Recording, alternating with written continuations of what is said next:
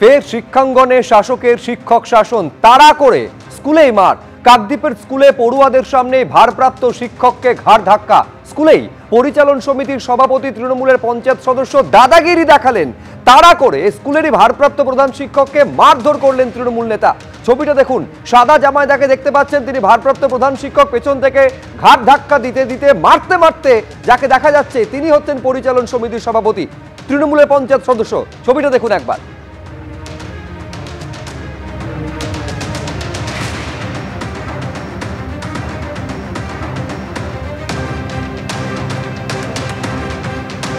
দেখতে পাচ্ছেন একেবারে পড়ুয়াদের সামনে ঘাড় ধাক্কা দিতে দিতে মারতে মারতে ভারপ্রাপ্ত প্রধান শিক্ষককে বের করছেন স্কুল থেকে। তিনি হচ্ছেন তৃণমূলের পঞ্চায়েত সদস্য এবং স্কুলের পরিচালন সমিতির সভাপতি। প্রধান শিক্ষককে মারধর করছেন, তৃণমূলের দাদাগিরির ছবি, প্রকাশ্যে গুন্ডাগিরির ছবি ধরা পড়েছে কাকদ্বীপের এই স্কুলে। স্কুল থেকে বের করে এসডিপিও অফিস পর্যন্ত টেনে মারধর করা হয়েছে বলে অভিযোগ সামনে এসেছে। এই ঘটনা কাকদ্বীপের বীরেন্দ্র বিদ্যানিকেতনের।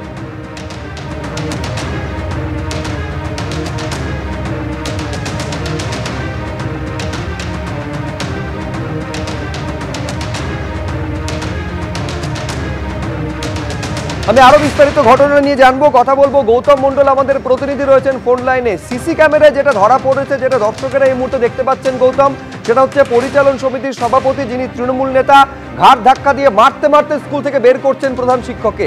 পুরো ঘটনাটা কি ঘটেছিল আমি তোমার থেকে জানতে চাইবো।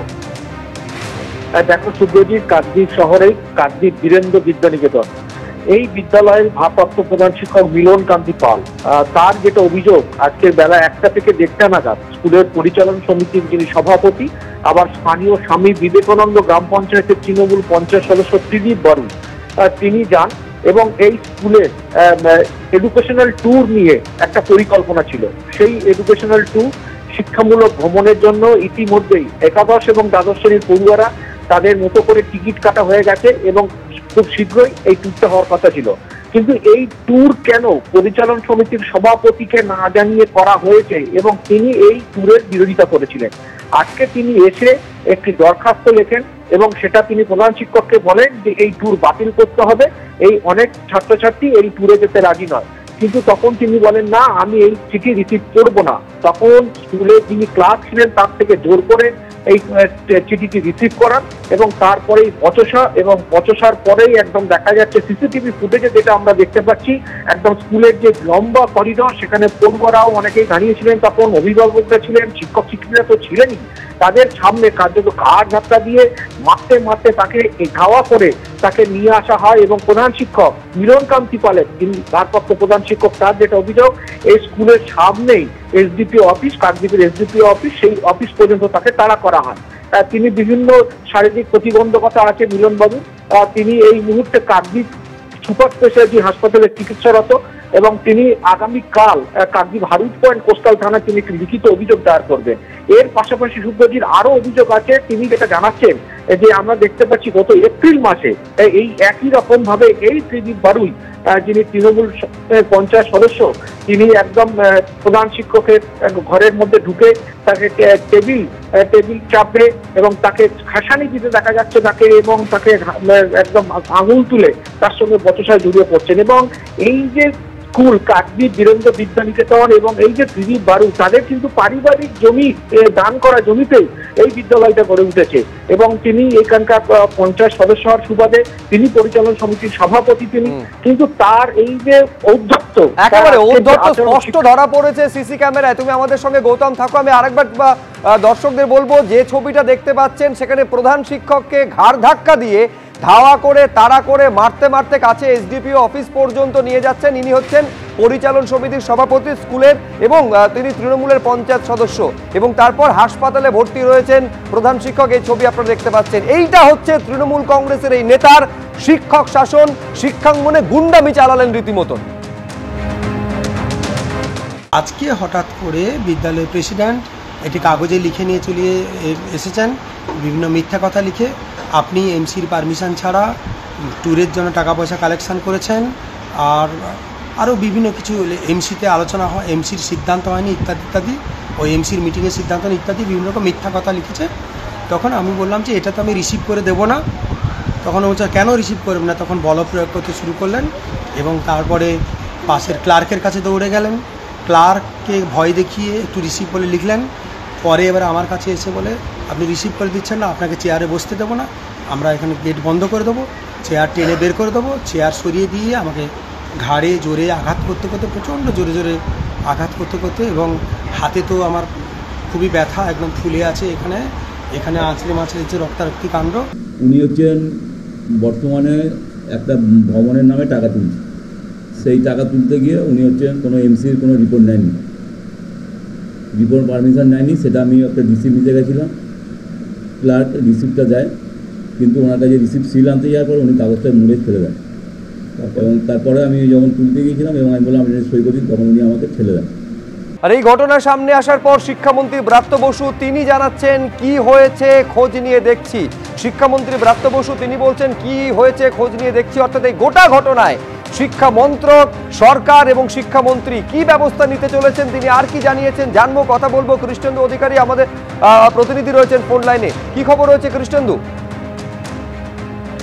দেখো, কাকদ্বীপের এই বীরেন্দ্র বিদ্যানিকেতনের এই ঘটনা বা এই ছবি প্রকাশ্যে আসার পর সরকারের কানেও এসছে এবং গোটা বিষয়টায় শিক্ষামন্ত্রী জানিয়েছেন যে কি হয়েছে, কি ঘটনা ঘটেছে সেটা তিনি খোঁজ খবর নিচ্ছেন এবং আগামীকালই গোটা বিষয়টায় খোঁজ খবর নিয়ে প্রয়োজনীয় পদক্ষেপ করা হবে। আসলে যে ছবি প্রকাশ্যে এসছে সিসিটিভি ফুটেজে, স্কুলের করিডোরে অন্যান্য শিক্ষক এবং ছাত্রদের সামনে প্রধান শিক্ষক মার খাচ্ছেন একজন শাসকের নেতার হাতে এবং এই ছবি কার্যত আবার বেশ কিছুদিন পরে আবার শিক্ষাঙ্গনে ফিরে এলো।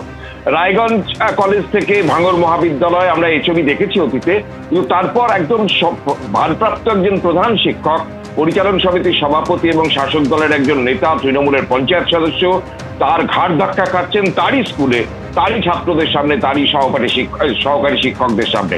এই ঘটনার প্রকাশ্যে আসতে বা এই ছবি সিসিটিভি ফুটেজ প্রকাশ্যে আসতে হইচই পড়ে গেছে যে শিক্ষাঙ্গনে কিভাবে শাসক দাদাগিরি করে তার একটা জ্বলন্ত নিদর্শন এবং সেই খবর প্রকাশ্যে এসছে এবং সরকারের কাছেও পৌঁছেছে, সরকারের কানেও এসছে।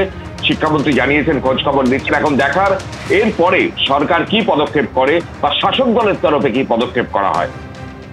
একেবারে নিঃসন্দেহে সরকার কি পদক্ষেপ করবে, শিক্ষা মন্ত্রক কি পদক্ষেপ করবে, তৃণমূল কংগ্রেস কি পদক্ষেপ করবে, এই পরিচালন সমিতির সভাপতি যিনি পঞ্চায়েত সমিতির সদস্য তার বিরুদ্ধে নিঃসন্দেহে সেদিকে আমাদের নজর থাকবে। এই মুহূর্তে ফোনে আমরা যোগাযোগ করতে পেরেছি রাজ্য বিজেপির সভাপতি শ্রমিক ভট্টাচার্যের সঙ্গে। শ্রমিকদা, যে ছবি দেখা যাচ্ছে কাকদ্বীপের একটি স্কুলে ভারপ্রাপ্ত প্রধান শিক্ষককে তৃণমূলের পরিচালন সমিতির যিনি সভাপতি এবং পঞ্চায়েত সদস্য বটে, প্রধান শিক্ষককে ঘাড় ধাক্কা দিয়ে মারতে মারতে স্কুলের করিডোর থেকে এসডিপি অফিস পর্যন্ত বের করে নিয়ে যাচ্ছেন।